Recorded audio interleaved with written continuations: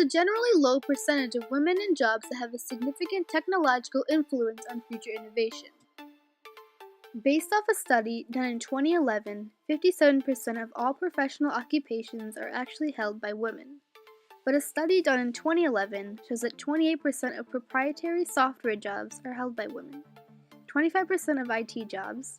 There are 11% of women as executives in Fortune 500 companies. Only 5% of tech startups are owned by women. And another study done in 2015 shows that technology patents that are invented by female-only invention teams add up to a mere 2%.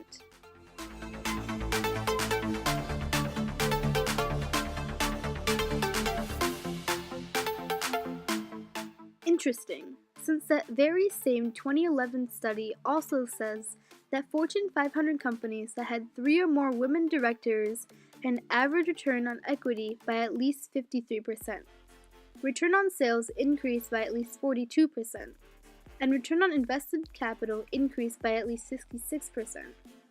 Another source says that a study of 101 public, private, and nonprofit organizations found that those with 3 or more women on their executive boards outperformed other companies in all of the study's measurements of performance: leadership, direction, accountability, coordination and control, external orientation, capability, work environment, and values.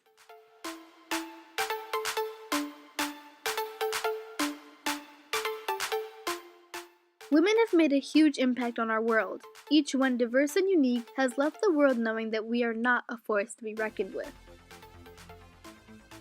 Take Edith Clark, for example, a pioneering electrical engineer who was the first woman to get a degree from MIT in that field. She found opportunities for women in the engineering field very limited, so she went back to her original position as a computer. It was at this time she filed a patent for her Clark calculator. It is used to solve electrical power transmission problems. Ms. Clark then traveled the world, taking a job as a physics teacher in Turkey. Upon her return to New York, she finally achieved a lifelong goal of becoming an electrical engineer. She took a job in the Central Station Engineering Department of General Electric. She was the first woman to do so. She was also the first woman to teach at the engineering department at the University of Texas. Edith Clark received the Society of Women's Engineering Achievement in 1954, was inducted into the Women of Achievement in Maryland History in 1988, and was inducted in the American National Biography and Notable American Women of the Modern Period.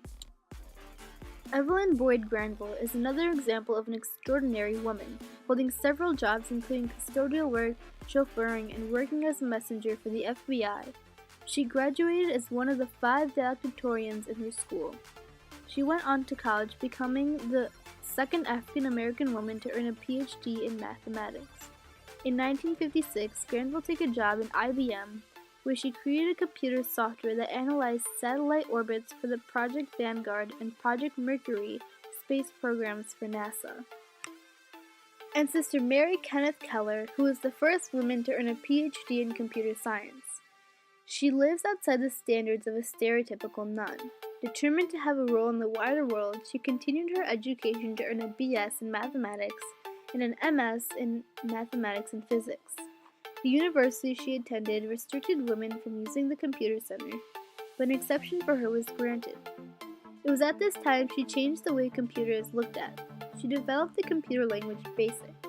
Before its time, only mathematicians and scientists could create computer software.